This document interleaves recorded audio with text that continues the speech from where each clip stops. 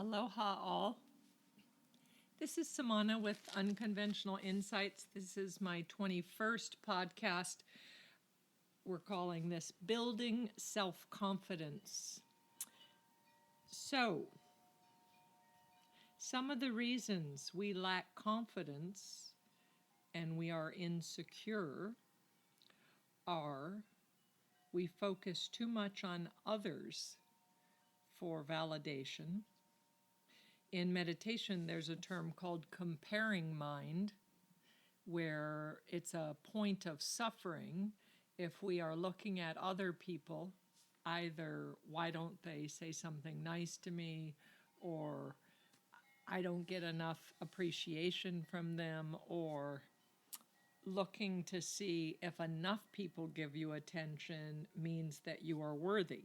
That is comparing mind. So it is the direction that it is better for you to be your own evaluator and your own self-soother, and also to learn to communicate to others your needs. So don't compare because you're unique, and other people don't have a clue anyways. Another reason when feeling insecure is the fear of trying something new or untried. The mind never wants to give up what it isn't familiar with. It wants to stay in control. It wants to have the belief that last time this happened, such and such went down. So why go forward? Why try something new? Again, that keeps fear is always a symptom of being in your mind as opposed to your heart and your awareness. Another reason is no one is around to validate or praise your efforts, that you either isolate yourself or, as I said before, you're not learning how to communicate your needs and what you need from your friends and loved ones. And I'll get into some of that through this podcast. And the last one is not allowing personal praise. I've known people that I think are like super individuals. They're very professional, they're hardworking, they're kind and compassionate, yet they're constantly beating themselves up. They're very hard on themselves. Many people have an inner tape that is very unkind. One of my students this weekend said, if I spoke to others the way I do myself, I wouldn't have any friends. And that was such a vulnerable and beautiful thing that she said that it made me want to hug her. And it also inspired this week's topic for this podcast, because I realized that our insecurities and our beating ourselves up is why we don't have the self-confidence. So we're going to learn how to do this from the bottom up. Now, many people have negative self-talk. It's very hard to get out of their head and accomplish much of anything with this shrew in your head. If you have this constant, insistent judge that is saying you're a screw up, you're never going to get it right, what's the point, don't risk it, always just keeping you down, that critical voice is winning.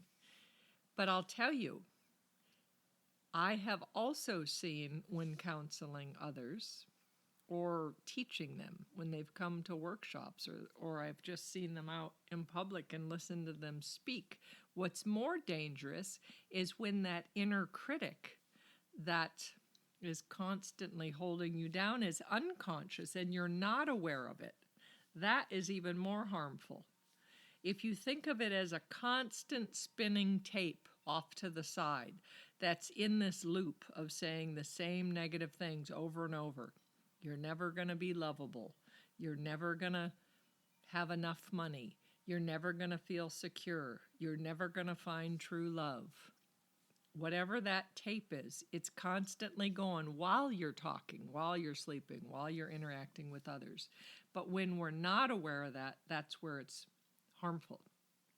What it's doing is this creates behaviors, that tape, conscious or unconscious, it creates behaviors that we're not proud of. And we are reactive instead of contemplating what is best for us and acting. So, reaction versus action. So, to remedy that, if you think of a positive affirmation, that every time that negative self-talk comes up, what is a phrase you can use that will soothe your heart and make you feel stronger, make you feel worthy, make you feel that praise you're looking for? If you think of someone that cares deeply for you, your parents, your partner, your best friend, what is it they could say to you? Or when was a time that someone said something to you that just fell to the center of your heart and it made you feel so good about yourself? If you could think back to how that wording was and commit to using that towards yourself every time that negative talk comes up, then it gives you a tool to battle that negative pattern, and it will start to recreate it. Recreate a new pattern, a new behavior that you are proud of. David Garrison and I had our first time in Austin Be a Relationship Architect workshop this weekend. I want to thank the participants. It was small yet mighty. I was very happy we did it, and it was more successful than I ever believed. I figured because he and I were teaching for the first time together, other than a couple of meetups, and it was a brand new topic that we created over 40 hours. It is pure gold. I said to him, let's be patient with ourselves, just like I'm saying to you now. We're going to be kind, and we're going to make notes, and we'll adjust it accordingly. It flowed as if we've taught it for the last 10 years.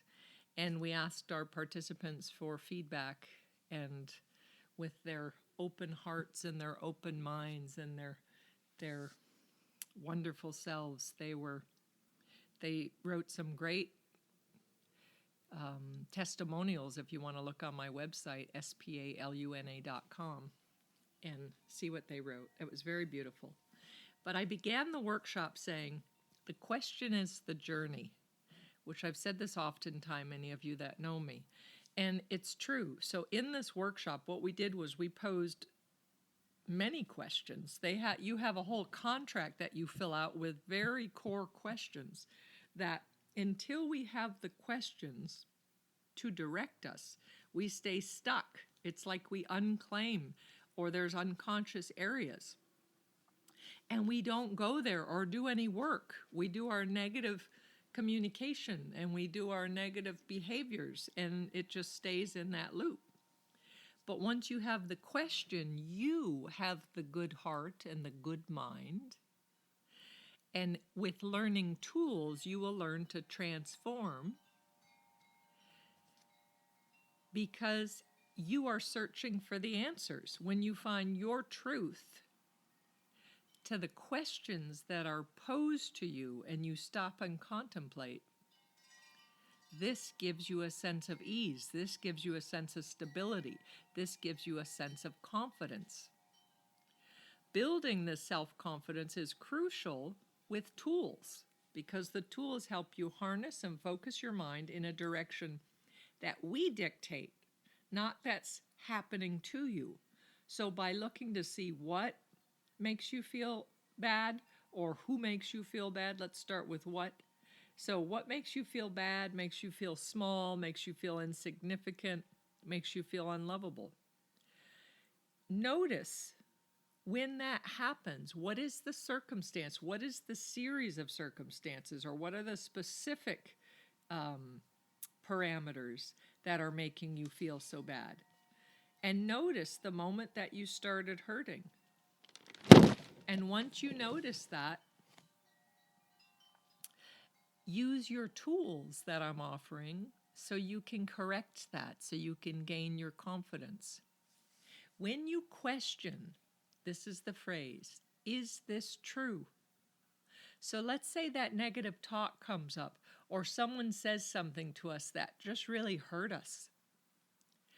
And we feel it in our heart and we begin to react, or we don't react, but we feel it. You need to ask, is this true? And then you need to allow space to see the answer that arises from it.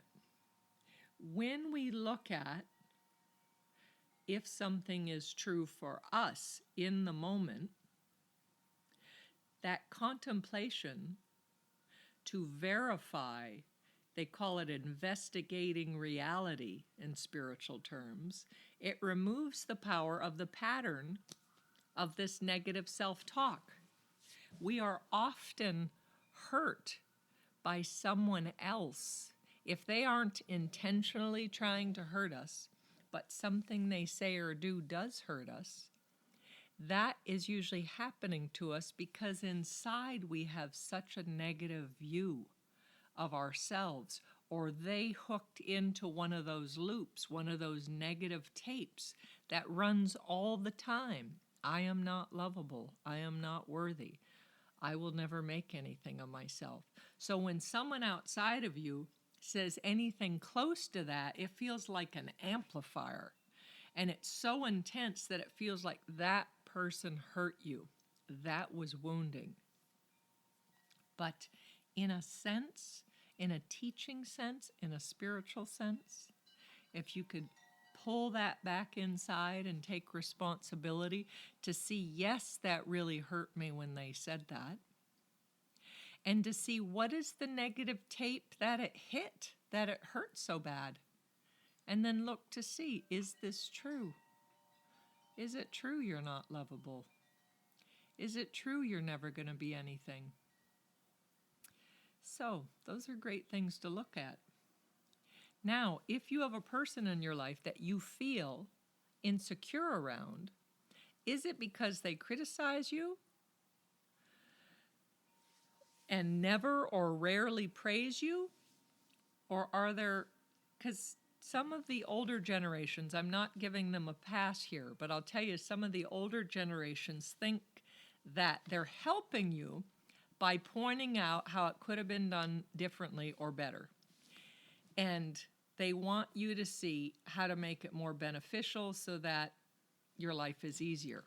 But what it sounds like to us, feeling wounded, not having that self-confidence, is that we're screwing up. We're never going to be okay. We're never going to be loved. There's something wrong with me. That's what we're hearing. So if you hear me right now and find that this is true for you, what if you said to this person that hurt you without realizing it, if you know they're intentionally not trying to do this, explain to them what's going on inside of yourself and say to them something like, what I really need from you, Mom or Dad, or what I really need from you, my partner or my best friend, is instead of pointing out what I didn't do right, could you say, I know you're going to figure this out. I believe in you. You're a smart cookie. You're lovable. You are worthy. You'll figure this out. You have a good mind and a good heart. Like whatever it is that feels right to you, that brings ease to your heart, that gives you that sense of stability and strength inside. Tell them the phrase to say to you. We are all teaching each other. No one gave us a rule book when we were born.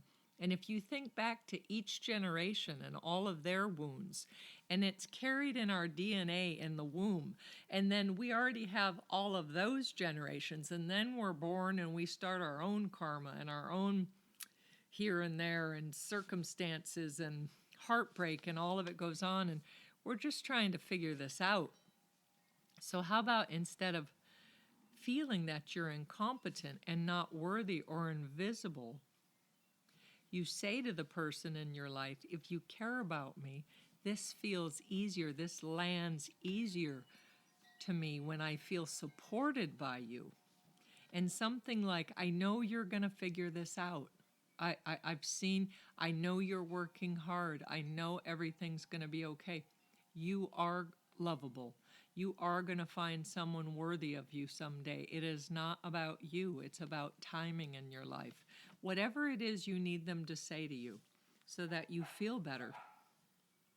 Again, we're all learning on this planet. We all need better communication skills. We all need the confidence to share what we need, what we feel in the moment, and sometimes we have someone in our life that activates our insecurity because we don't get our core needs met. So, our relationships with them are not being met because maybe we don't know what isn't being met. So if we could allow time, regular time, to contemplate what are my core needs, and all the significant relationships in your life that when there is something hurtful or there's a reason you've avoided them or you don't spend as much time with them or you know there's a trigger spot, to learn how to communicate. This is what goes on with me when that happens. And I love it when you do this. I love it when you just take my hand. I love it when you hug me when you come in the house and it's just this long hug as if nothing else is important. Things like that. So you actually have two choices here. One is to figure out what your needs are or how you feel loved, safe, valued, and share that with them. Then perhaps with the request of what you'd like for them. So always give that person a chance of, could you do it this way? This is what I need. If they're unwilling or unable to meet your request, to meet your needs, your second choice is to stop spending time with them or to limit your time with them. Make certain you are in a strong place. I was so exhausted after this great workshop because I chose to go to a concert also. And on Monday was my recharge time. I mean, I did computer work and various things, but I actually knew I felt depleted. But let's just say I felt empty. I wasn't depleted. I was empty and I needed to recharge my batteries. So for me, being an introvert, when I recharge, I like to be alone. My dogs are fine. I don't like conversations with people. I could do emails or texts, but even speaking takes a lot from me. And I returned a phone call to a family member that was calling me on Sunday that I couldn't get back to because I was involved in the workshop all weekend. And we get into a conversation. And I called her back because she wanted me to call. And I knew I'm really depleted. This is not the time to call. But I called anyways. It turns out that I had no reserve, no patience, and I ended up raising my voice to her. And I love her a lot. I just said, I gotta go. Right away she felt bad. Oh, I'm sorry. And I'm like, this isn't you. I was upset with myself that I raised my voice. And I was more upset with myself that I knew I was empty and I believed that I was responsible to call this person. And I didn't listen to my inner voice. I didn't listen to what I needed. So it backfired. So a couple days later, I call, I apologize. I know I hurt her feelings, and I didn't mean to. And she said, you're allowed to be human. And I said, it's not about being human. It's about, I know myself well enough that if I honor what I need in the moment, then my behavior is always going to be something I'm proud of. So I'm sharing my stuff with you, and hopefully it rings true to you. So where were we? Okay, so be it family, friends, coworkers, always express what is causing your insecurity by explaining a behavior so they see specifically something tangible that you experience from them and how it lands for you. So, in these steps, you can make choices to care for yourself. It's better to be alone. This is another thing I've told clients. It's better to be alone and feel you are caring for your own needs, for your own heart, than repeatedly putting yourself in an unsupported environment or circumstance with someone. So if someone isn't able to meet your request after you are conscious of it, it's best to move away or spend minimal time with them, because why keep beating yourself up? So, self-confidence builds as our emotional body or our inner child begins receiving consistent support. And it receives this consistent support, it sees that, okay, things are safe here, this is good. And they begin to make choices that are more conscious and more something we're proud of. When we guard or protect our heart and we're blocking life's experience, this is not a good thing. But when we guard and protect our hearts as if we are the ultimate authority, we are the ultimate inner healthy mother and father caring for our needs, caring for our inner child, then you're going to see a major difference. You're going to feel supported because you are taking charge. You're moving into this position of authority. You're not looking outside of yourself for others' support. So you discern who you spend time with by how they treat you. And the questions to check in will always be after the time you're with someone. Ask yourself, do I feel content, energized, happy? Or do I feel drained, destabilized, angry, or sad? It's as simple as noticing and checking in. What is your energy or what is your being doing when you hang out with them or just after they leave? If it's your best friend, your parent, your lover, whoever it is, how do you feel? And do you feel stronger and ready to take on life after being with them? Do you feel like, I feel recharged, that was incredible, I feel loved, I feel seen? And do these encounters, do they feed you or deplete you? You need to check in and start noticing how your subtle beingness is affected by everyone and everything you're doing. This is how you build self-esteem. The self-esteem is, I feel strong because I know I am showing up, because I will do what it takes to get my needs met by expressing it to someone I care about in a way they can hear it, or by meeting it myself. This is how you build confidence. When we use this refined awareness to notice our energy, you could use it after eating specific foods or drinking and notice how you feel then. I've used this when I do my cleanse talks and my cleanse workshops, that I'll say, notice how the food and drink make you feel. Notice how great you feel after the 5th day of this cleanse that I've created. You start feeling incredible. So for me, my human mantra, my human life mission is, I'm here to experience my ultimate life force to the full capacity of my heart and my mind, and to continue cultivating my awareness through the interactions of everyone and every experience. I'm noticing how it affects my being, and I am acting accordingly. So guard your heart as if you are the keeper, as we visualize this as our precious, all-knowing heart to be a flame.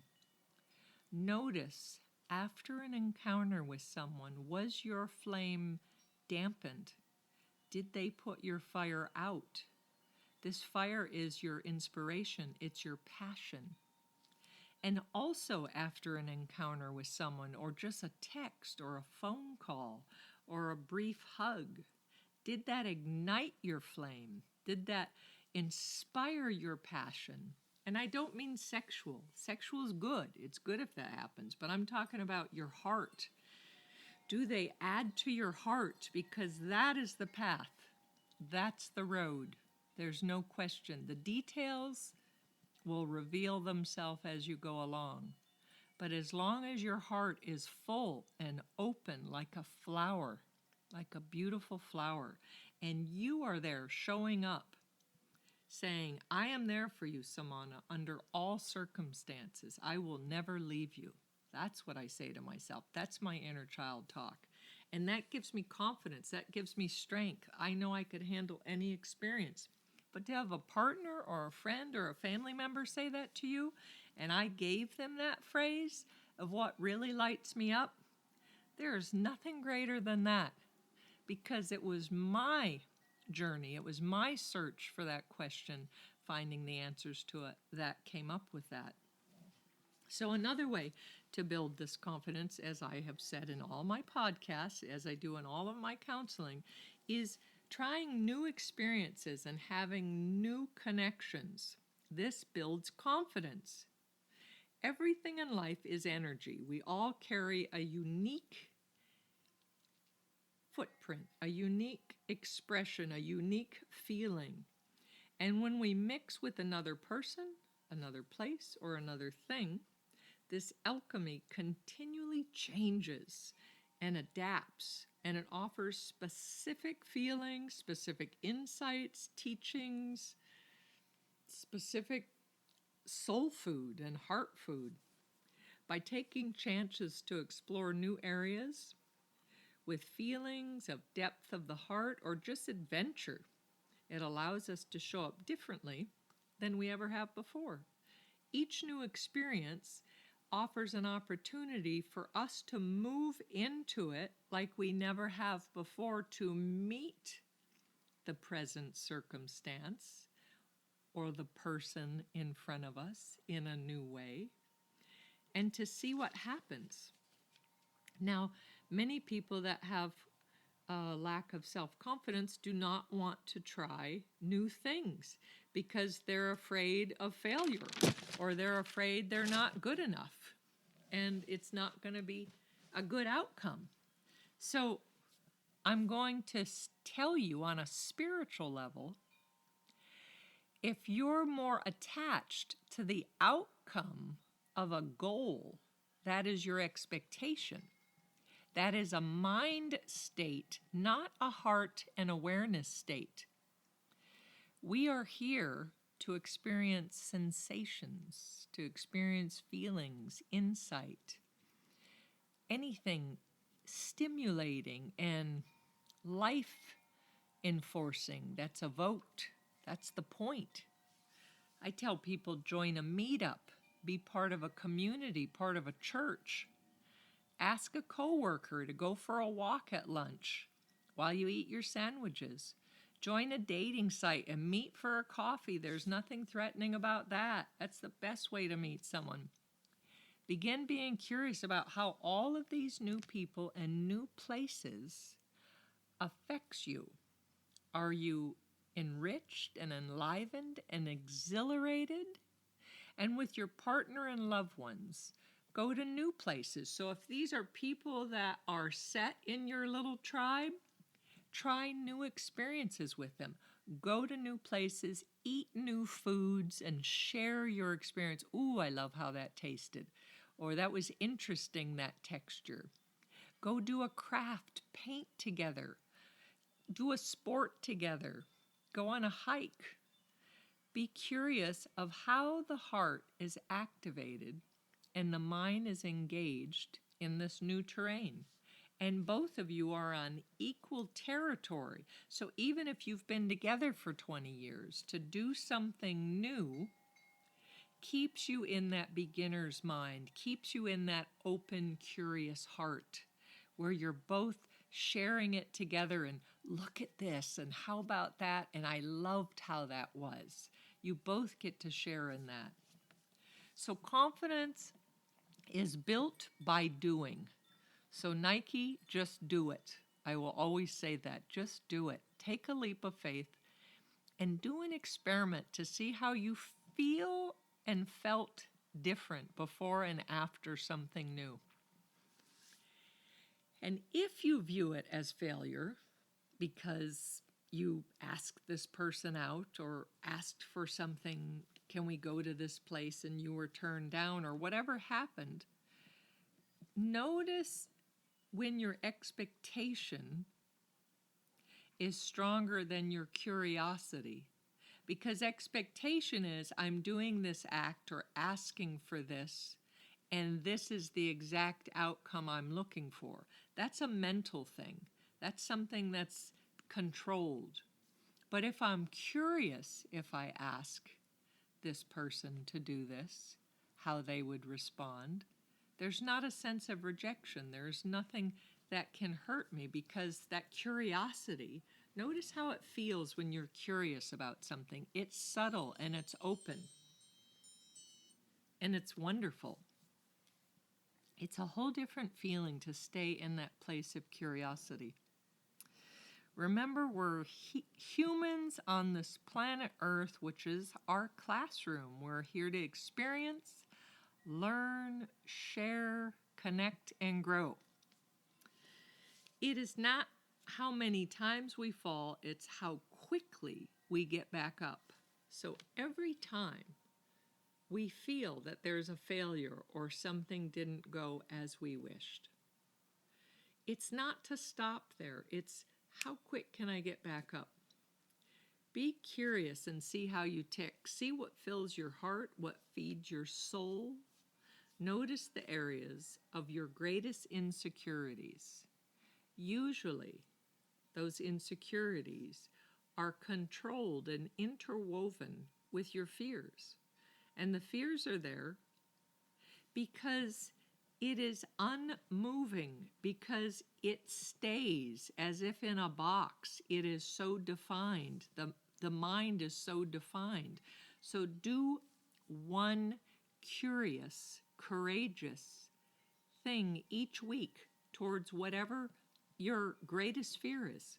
If it's in partnership, if it's asking someone out, if it's doing something athletic, if it's pushing yourself somewhere, if it's going to a movie alone that you've never done before, think of what is your greatest fear and do something towards that fear, towards the remedy of that fear, meaning bring curiosity and new experience and new eyes, a new view to that solid tin box of fear, and see what begins to happen. I guarantee that your confidence will begin to build and your fear will begin to dissolve. Do something different. Again, as I said, even if it's with the same person, the same experience, when we view it differently, the whole world is different. It is all a perception. How does everything affect you? Does it deplete you or feed you? The only question you need are, after an encounter, are you a better person because of the experience? What did you learn? How are you changed forever from that person, from that experience? And keep growing and keep amazing yourself. Your confidence is within your grasp. We need to do things and be with others and show up to the best of our ability. We only grow when we take the time to question, contemplate, and notice what has changed in how we feel about something and how it affects us. So I hope this helped you.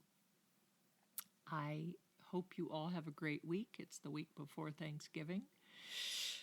I want to remind you I am available online for insight counseling. I charge $100 an hour or 2 sessions for $150. That's only $75 per. At that point, you could split that. And any comments you ever have about my podcasts or how it lands with you, is it helping you, or ideas for a podcast, please send me an email, Samana, S-A-M-A-N-A, at spaluna, S-P-A-L-U-N-A.com. I am doing an esthetician workshop on December 2nd in South Austin for lash extensions.